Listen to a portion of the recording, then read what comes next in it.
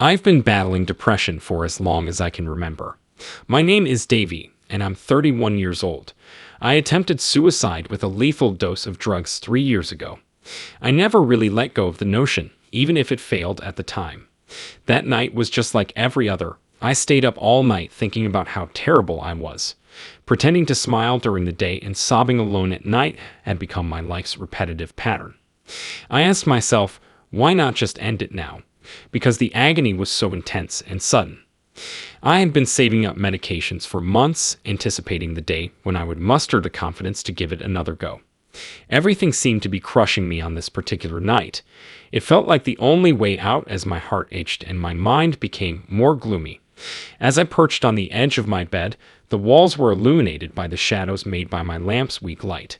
My own nervous breaths were the only sound breaking the ear-splitting stillness. My hands quivered as I retrieved the pill bottle from its nightstand and fixed my quaking gaze on it. There was a real fear that my heart may explode from the intense beating.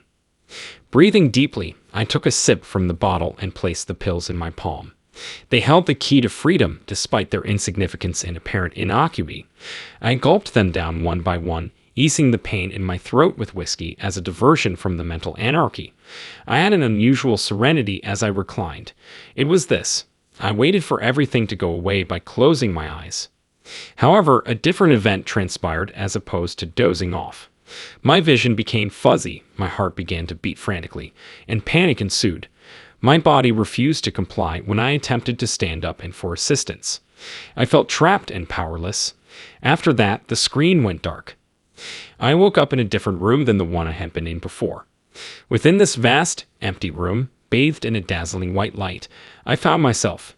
It was the most reassuring and cozy sensation I'd ever had.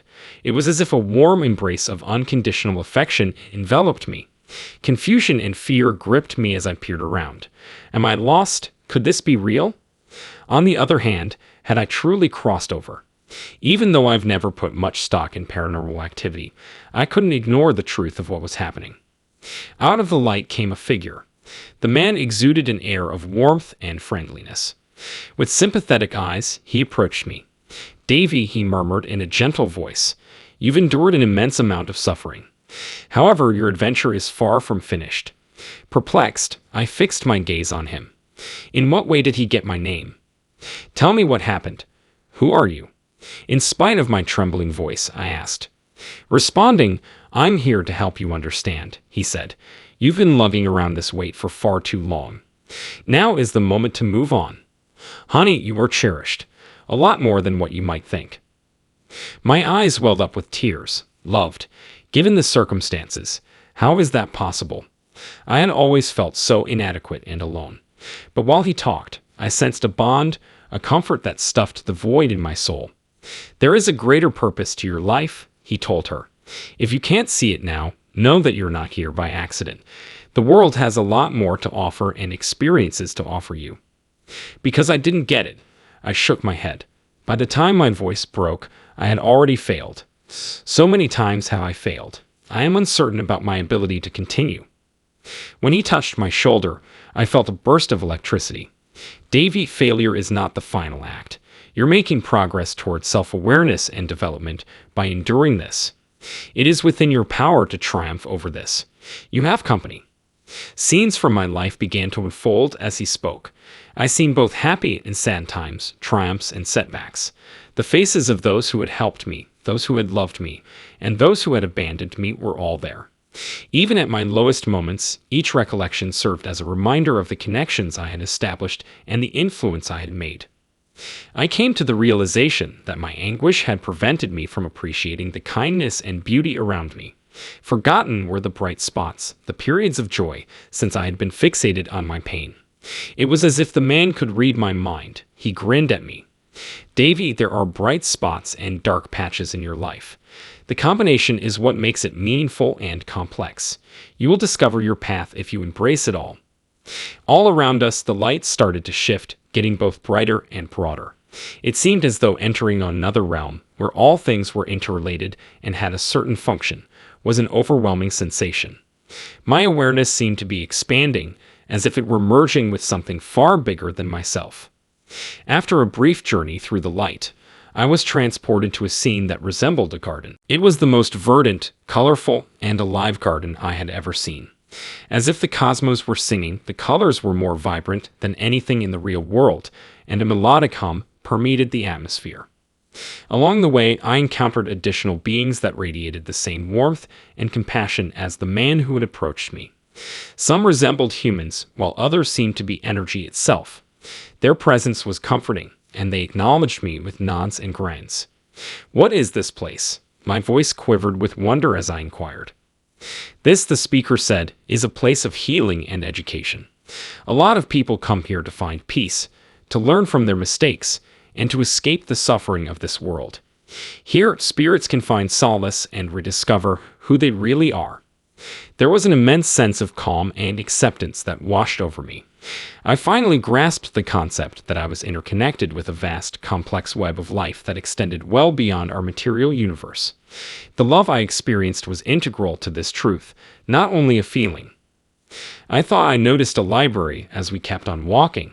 However, it was actually filled with luminous scrolls rather than books. A life's worth of teachings and experiences was encapsulated in each scroll. After the man showed me to a scroll, I touched it and it unfolded, showing me parts of my life that I had either forgotten or ignored. The purity and awe of my youth came flooding back to me. I witnessed the ups and downs of my adolescence. Even when I felt like I had nothing to offer, I could still see the ways I had helped others. A deeper message, a thread to the universe's larger fabric, was woven into every sight. "This is your life, Davy," the man whispered softly. "Your identity is the product of every interaction you've ever had. Time is not squandered, and suffering is not pointless. A portion of your development is every experience." Even though the scroll had previously shown me my past, it now showed me my future. A world of possibilities opened up to me, filled with chances for healing and love.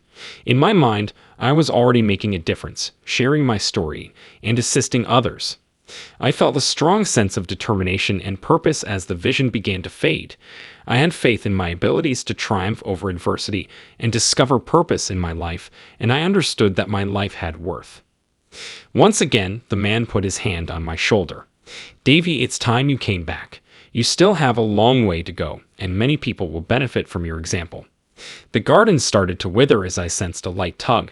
I was back in my bedroom when the lights went out. A tranquility I had never experienced before washed over me as the first rays of dawn peered through the window. Even though they appeared to be artifacts from a previous existence, the medicines and whiskey bottle remained. I had transformed. I had peered behind the curtain and had a glimpse of a world brimming with affection and camaraderie. Even though I anticipated difficulty, I was prepared to meet it head-on. There were others. I was cherished. I reached out to therapists and support groups in the days and weeks that followed, seeking help for my despair. I got back in touch with loved ones, told them my story, and allowed them to be there for me during the tough times. I also began to delve into my spiritual side, something I had long ignored. I sought solace in spirituality and meditation literature while I sought to make sense of my vision. I was receptive to potential solutions, even though I lacked complete knowledge. I clung to the memory of that dazzling bright light and the immense love and acceptance it brought me through it all. It became a steadfast presence in my life, a constant reminder that beyond my suffering, there was a purpose to be alive. I started to feel better little by little. The simple things in life brought me the most happiness. Watching the sunset, feeling the sun's warmth on my cheeks, laughing with friends, and so on. Sharing my story with others going through tough times and letting them know they are not alone gave me a renewed sense of purpose in life. Even though my life was far from ideal, I could claim it as my own. I was also thankful to be alive for the first time in a very long time. Reflecting on that fateful night, I see that my near-death experience was more than simply a scare. It was an opportunity to begin afresh, a life full of love, optimism, and the possibility of a brighter future. There is more to life than what meets the eye, yet I am still confused about what happens after we leave this planet. An infinite love exists, one that knows no bounds and is ever present, only waiting for us to accept it. That concludes our look at today's event. Please, as always, share your thoughts with me in the space provided. Until our paths cross again, may you always tread carefully.